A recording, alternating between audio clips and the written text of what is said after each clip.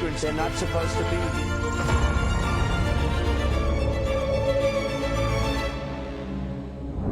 El estudio más reciente del Migration Policy Institute confirma la transformación del perfil demográfico de los mexicanos en los Estados Unidos. En ese país, el 22% del total de los 50.2 millones de inmigrantes registrados en 2024 por el MPI, siendo el grupo demográfico de migrantes más numerosos de ese país, 35% se concentra en California y el otro 22% en Texas, las dos entidades con mayor cantidad de nuestros connacionales. En comparación de otro grupo de migrantes, el 77% de los mexicanos en los Estados Unidos llevan más de 16 años residiendo en ese país. 202.600 eran residentes legales en 2024 y representan el 40% de los 13.7 millones de indocumentados a nivel nacional. Asimismo, representa el 81% de los más de 495,000 beneficiarios del programa de acción diferida para los llegados a la infancia. Estamos hablando del DACA. En las últimas 4 décadas y media, la población originaria de México se quintuplicó, pasando de 2.2 millones allá en 1980 a una estimada de 11.1 millones en 2024.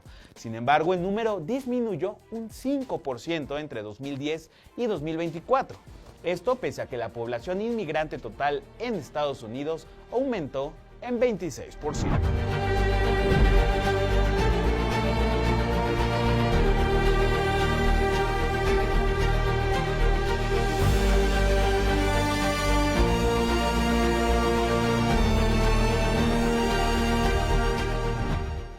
Y justamente para hablar sobre estos temas me da muchísimo gusto enlazarme con Ariel Ruiz Soto, analista del Migration Policy Institute. ¿Qué tal, Ariel? Bienvenido a Tema Migrante. El gusto es mío, Emerson. Gracias por la invitación.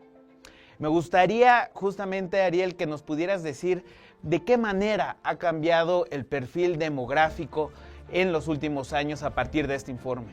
Lo que nuestra investigación representa es que hasta el 2024 había cerca de un 11.1 millón de mexicanos en Estados Unidos, que sigue siendo el grupo, la nacionalidad más alta en términos de migrantes en el país, pero está reduciéndose en porcentaje en comparación a otras nacionalidades que acaban de entrar más reciente.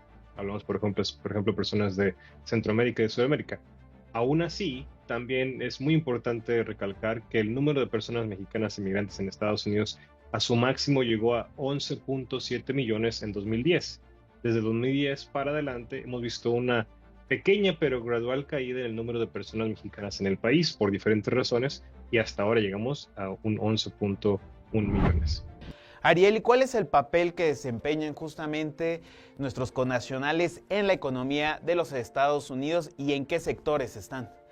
Claro, mira, la historia de la migración mexicana tiene y está establecida en estos estados por mucho tiempo atrás. California, Texas, Nueva York, Illinois en particular, pero también Arizona y otros estados en la República de Estados Unidos también han empezado a ver un nuevo cambio donde se llegan a ver más mexicanos de la población reciente.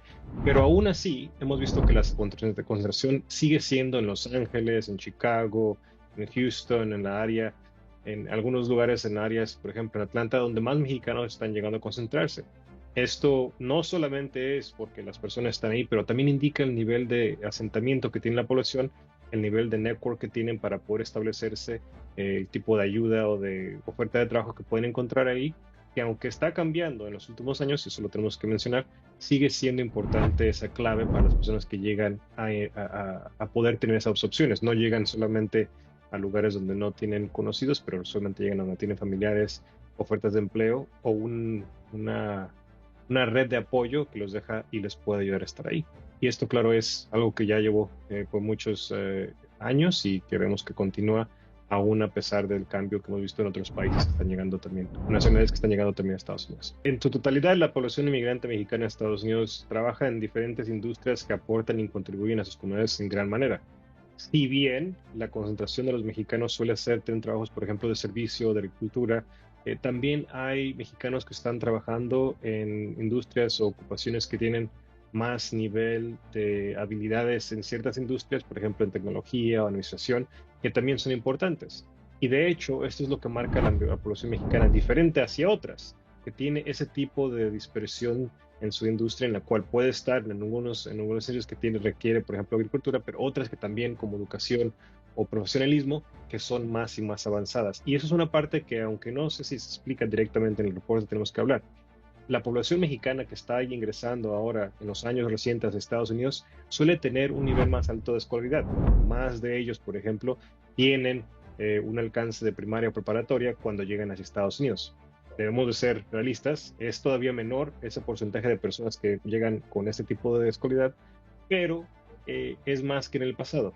Por ejemplo, hay otros grupos de nacionalidades que tienen un porcentaje más alto, pero mexicanos están llegando con más educación, con más nivel de escolaridad y poniéndolos a su curso en ejercer en diferentes industrias cuando lo hacen en los últimos años, como se ha visto. Muchas gracias, Ariel, por estar aquí en TV Migrante Informa. Gracias, un gusto estar con ustedes.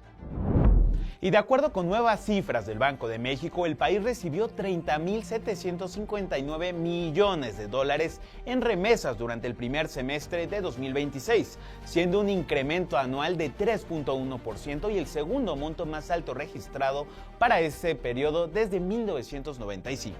Este avance fue impulsado por el aumento en el dinero enviado en cada operación. Entre enero y junio, el monto promedio pasó de 386 a 405 dólares, un crecimiento de 5%, mientras se realizaron casi 76 millones de envíos. La mayor parte de estos recursos llegó a través del sistema financiero formal, con el 99.2% de las operaciones realizadas mediante transferencias electrónicas. Con este resultado, las remesas acumularon 5 meses consecutivos de crecimiento. Y frente a la actual política de la administración de Donald Trump salen datos reveladores. 6 de cada 10 jóvenes hispanos de la generación Z conocen a un familiar, amigo o persona cercana afectada por las políticas migratorias justamente de Donald Trump, entre ellas las redadas del ICE y los trámites ante las autoridades de inmigración. Según una encuesta del Intelligence Center de MyCode y La Opinión, este grupo es el que vive más cerca las consecuencias de estas medidas. Entre los millennials hispanos, la cifra baja al 48% y en la generación X al 36%. El impacto también alcanza a hispanos de distintas preferencias políticas. El 54% de los demócratas, el 47% de los republicanos y el 42% de los independientes afirman y conocer a alguien afectado por estas medidas.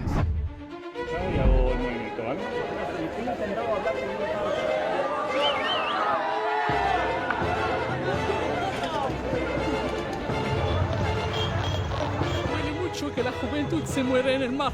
No es normal en el año 2026.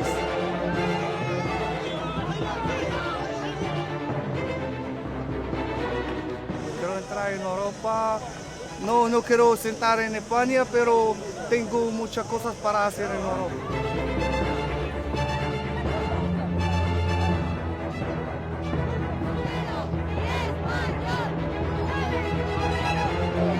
A que no nos invadan de otros países.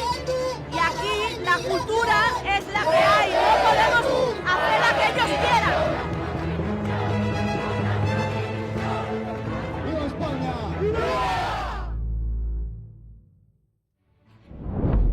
Hay imágenes que revelan más que 1000 discursos. Las de Ceuta, personas cruzando el mar, familias arriesgándolo todo, menores caminando solos hacia una frontera, no hablan únicamente de migración, hablan de poder y disputa política. Cada vez que estalla una crisis en este pequeño enclave español del norte de África, queda en evidencia una realidad incómoda. Los seres humanos pueden convertirse también en instrumentos de la geopolítica. No son ellos quienes deciden el momento de la crisis, son los gobiernos, las disputas diplomáticas y los intereses estratégicos los que abren o cierran las puertas de una frontera. Ceuta es mucho más que una ciudad fronteriza. Es uno de los puntos donde Europa mide su solidez de su política migratoria y donde también Marruecos demuestra el peso que tiene como socio indispensable para contener los flujos hacia la Unión Europea. Cuando la relación política entre ambos países se deteriora, la frontera suele convertirse en el primer escenario de esa disputa. Y justamente para hacer una lectura de esto, me da muchísimo gusto enlazarme con Alfredo Kramars. ¿Qué tal, doctor? Bienvenido a TV Migrante Informa. Muchísimas gracias. Hola, Emerson. Un placer coincidir de nuevo contigo y con tu audiencia.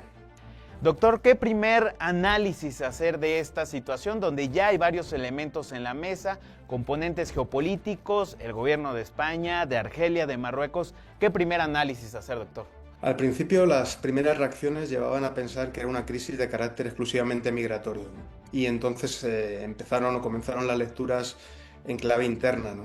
Es decir, por ejemplo, la dejación de funciones o la falta de responsabilidad del gobierno de Pedro Sánchez en el control de fronteras. La idea de un efecto llamada después de un proceso de regularización muy ambicioso. También la coartada de una sentencia del Tribunal Supremo que impedía las repatriaciones en caliente, que se dice, ¿no? Es decir, aquellas que se producen una vez que se traspasa, digamos, una frontera física. Es decir, a través del mar en principio estaría tolerado la llegada de inmigrantes. Es decir, había un montón de argumentos para justificar que todo se debía a una falta, digamos, del gobierno de Pedro Sánchez de control de las fronteras exteriores. En realidad esa primera versión fue aceptada o difundida también por gran parte del liderazgo europeo crítico con las políticas migratorias, ¿no? Las primeras reacciones, recordemos, de la presidenta Meloni de Italia, de Finlandia, de Suecia, de Austria, incluso haciendo alusiones a crisis como la de 2015, que eran motivadas precisamente por conflictos como el de Siria, ¿no? Entonces, esa era digamos, la comparación natural en determinados foros y espacios de conversación sobre este fenómeno. Luego hemos visto cómo ha ido evolucionando las narrativas o los argumentos para captar esta experiencia y hemos introducido factores geopolíticos, ¿no? Aparte de claves internas de la propia política marroquí. Es un conflicto, desde luego, cuyas razones fundamentales se escapan a una lectura superficial. Es decir, a raíz, digamos, de todo lo sucedido en Ceuta, empezaron a hacerse todo tipo de especulaciones, algunas más, digamos, cercanas a lo que podemos llamar una teoría de la conspiración y otras que parecen aproximarse a una verdad un tanto más sólida, ¿no? Es imposible deslindar lo sucedido en Ceuta el 30 de julio con el viaje a Argelia del 20 de julio. Es decir, el presidente Pedro Sánchez visita Argelia después de un tiempo donde las relaciones bilaterales se habían enfriado. Y aunque no trascienden del todo los acuerdos, sí que parece que se va a traducir esa visita en una cooperación energética de gran alcance. Es decir, no solamente a través de los gasoductos ya establecidos, el gasoducto que conecta Argelia con Almería, sino también incremento del comercio en GNL. Argelia es actualmente el principal suministrador de gas natural a España. Después irían Estados Unidos, Rusia, Nigeria, etcétera, pero Argelia ocupa un lugar muy destacado.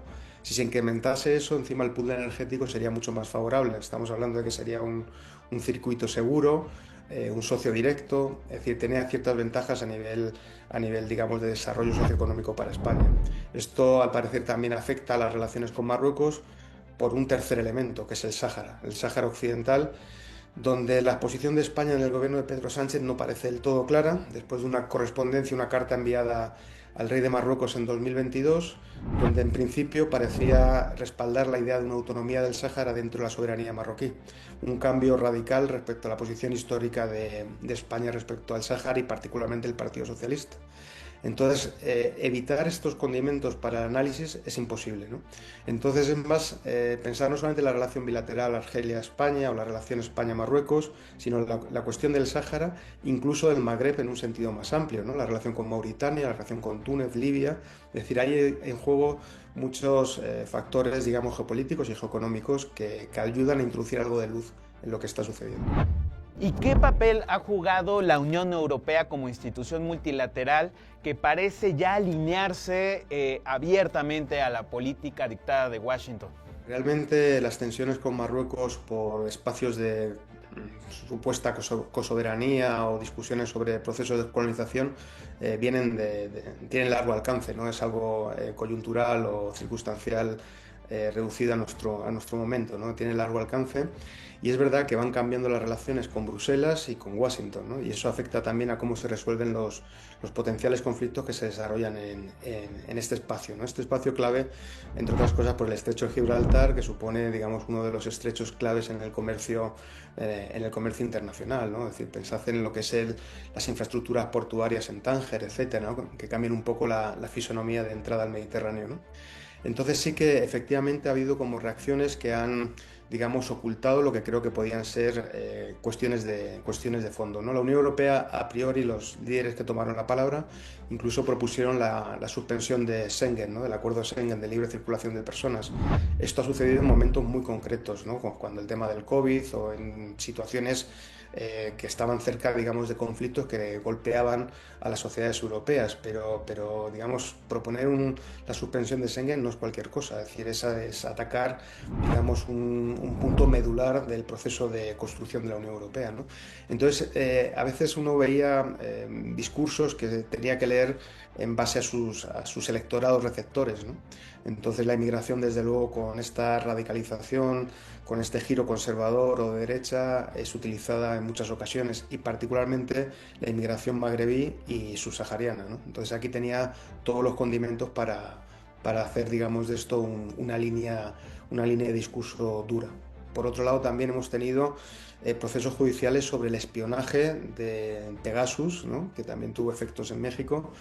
El proceso, digamos, de espionaje a figuras importantes del establishment español, ¿no? Tanto el mundo del periodismo como de la política, ¿no? Es decir, el propio Pedro Sánchez. Es decir, la cuestión de Marruecos es un no sé si decir un fantasma, ¿no? Pero algo que obliga a los partidos a recomponer, digamos, determinadas líneas de discurso y de análisis. ¿Y qué diferencias ve respecto a la pasada oleada migratoria en Ceuta en 2021, pero también el antecedente de la crisis migratoria muy sonada allá en 2015 y 2016, que uno de los rostros de esta crisis también fue Angela Merkel, doctor? Sí, la comparación es inevitable, y por eso a veces se utilizan palabras gruesas, ¿no? Es decir, hasta qué punto este movimiento migratorio es algo promocionado por parte de las autoridades marroquíes, sus servicios secretos. Hay quien habla de chantaje, quien habla, digamos, de un pulso, de una forma de extorsión, palabras muy gruesas que muchas veces también ocultan otro tipo de cuestiones, pero realmente qué está buscando o qué se está negociando en la trastienda es lo que muchas veces no es fácil de conocer, ¿no?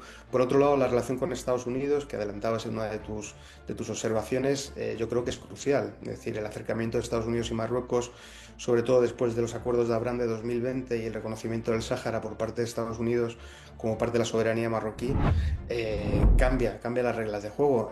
Piensa que ahora se ha inaugurado una carretera y se la ha bautizado con el nombre de Trump, es decir, en Marruecos, ¿no? Uniendo con el Sáhara. La relación con Israel también es una relación especial, ¿no? Es, ya digo, un espacio, digamos, de colaboración en inteligencia y demás, que da también para la especulación, ¿no? Entonces es como si Marruecos viviese un momento, digamos, de acercamiento a Washington, no solamente a Washington, también tiene relaciones, por supuesto, con China muy fecundas, y a la vez con Israel. Entonces todo esto no puede estar fuera de la ecuación. De todas formas, también el día que se produce, digamos, toda la llegada masiva de inmigrantes a Ceuta, es el día que se festeja, ¿no? la ceremonia del trono, ¿no? Entonces es un discurso sin alusiones, por supuesto, a Ceuta y Melilla, pero sin embargo hay un punto simbólico en todo esto, ¿no? Entonces yo creo que es inevitable, ya digo, la comparación, buscar a quién beneficia, si es un pulso, una negociación, que hay detrás. Es verdad que la política con el Sáhara por parte de España hasta el momento tampoco se ha materializado en nada más que esa carta. Es decir, no sabemos que haya habido un movimiento que haya podido, digamos, cambiar realmente la ecuación en esa región. Muchas gracias, doctor, por estar aquí en TV Migrante Informa. Gracias por dejarme compartir dudas también, no solo certezas. Abrazos. Y tras estos acontecimientos en Ceuta, la atención de los menores migrantes se ha convertido en una nueva emergencia. La ciudad mantiene bajo su tutela a cerca de 1.200 niños y adolescentes, pese a contar habitualmente con solo 29 plazas de acogida. Hasta el momento, la Policía Nacional ha identificado a 528 menores, pero cientos continúan en las playas, en las calles, en los montes y también en muchas naves industriales. Algunos sin alimentos, atención médica o un lugar seguro para dormir. Organizaciones humanitarias también han alertado sobre niñas y adolescentes expuestas a agresiones sexuales, trata y explotación. Ante el colapso, el gobierno español anunció 25 millones de euros y prepara ya el traslado de los menores a otras comunidades autónomas. Pero la medida ya abrió una nueva disputa política frente al Partido Popular y Vox. El Partido Popular asegura que cumplirá con la acogida, mientras que el partido ultraderechista Vox busca frenar el reparto por la vía judicial. La frontera suele ser un espacio de incertidumbre para cientos de migrantes que buscan cruzar hacia los Estados Unidos, entre ellos infancias provenientes en esta región, principalmente de Centroamérica, y que hoy enfrentan la reconfiguración de las rutas y destinos migratorios en el mapa latinoamericano bajo la era Trump. Vamos a ver.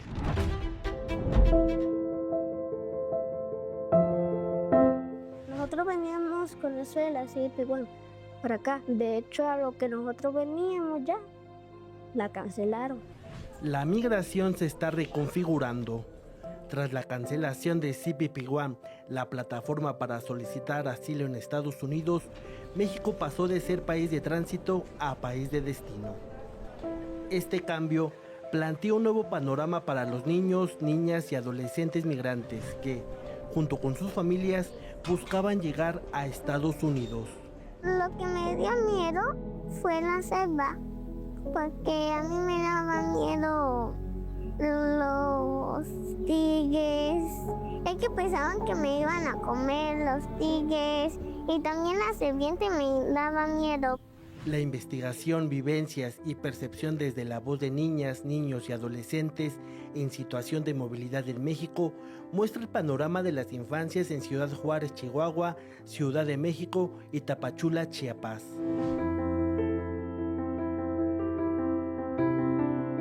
A través de 136 entrevistas, los menores migrantes revelan los riesgos, miedos y cambios a los que se enfrentan.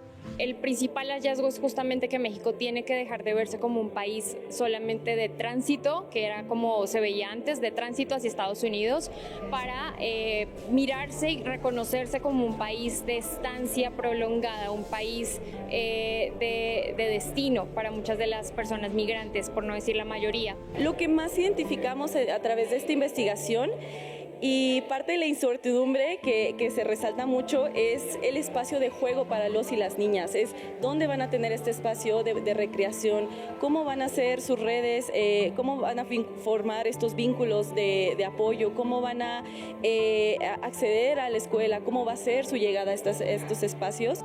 Tras el retorno de Donald Trump a la Casa Blanca, se reconfiguraron las rutas y destinos migratorios en el panorama latinoamericano. La dinámica ha cambiado, el flujo migratorio podemos decir que se ha reducido, sin embargo continúa. O sea, no podemos decir de que ya no hay un flujo migratorio que esté llegando a México. Quizás en menor cantidad, pero continúa el flujo migratorio. Oscar Reyes, TV Migrante Informa. Tras meses de una residencia artística en Berlín, la creadora mexicana Ale España presentará una exposición individual en la capital alemana.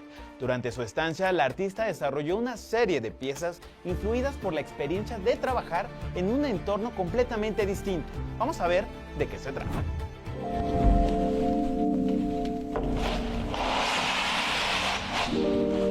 Mi nombre es Alejandra España Natera, soy de la Ciudad de México. El arte de Ale España transita entre el dibujo, la pintura, el collage, la cerámica, el tapiz y las instalaciones. Me gusta mucho como todas estas conexiones entre distintas disciplinas. Entonces, así como pinto óleo, también pinto papel, hago dibujo con tinta, con los papeles pintados también hago collage. Entonces, como que hay unas búsquedas por generar distintas atmósferas o materialidades dentro del campo de lo visual, pero también inclusive lo atmosférico, con ciertas como instalaciones. 3 meses de residencia artística en Berlín resultaron en piezas que fluctúan en varias dimensiones materiales, conceptuales, y desde ahí podemos definir su estilo. Fluctúa entre lo abstracto, lo figurativo, yo creo que tiene que ver con el paisaje interno, también con la memoria, con cómo nos relacionamos con lo que nos rodea, la experiencia es muy importante. Entonces son elementos, yo creo que también dialogan con ciertos arquetipos o ciertos símbolos y signos que están ahí para ser leídos. inspirada en el tránsito estacional y emocional de la ciudad a su alrededor mientras se despedía del invierno hasta navegar sobre la ola de calor. Es como una orquesta, se vuelve algo casi sinestésico y eso ha sido muy inspirador. Toda esta flora y fauna exuberante ha sido así como un detonador muy fuerte en la paleta, inclusive. El brote botánico entre la rígida urbe. Berlín está en su obra, en los colores, embalsamada entre papel rasgado y pegamento. Empezar a articular con ciertos ángulos lo que se vuelve más racional, como si fuera una especie de arquitectura, como que estas grandes estaciones de tren, que no estamos tan acostumbrados a verlas en México porque la mayor parte de los metros son bajo tierra, al aquí a ver estaciones y construcciones y todas estas arquitecturas a las que no estoy habituada, pues es muy inspirador. Los puentes, los canales. Perceptiva del entorno ajeno, cambiante, construyendo y viviendo la continuidad. No tenía realmente una idea fija de lo que iba yo a trabajar aquí. Al contrario, creo que estuve muy perceptiva a eso, a confiar en los procesos y seguir adelante con mi propia imaginación, intuición, dejándome influenciar por la experiencia. Y hoy concluyen los meses de trabajo de Ale España con la inauguración de su exhibición individual aquí en Berlín.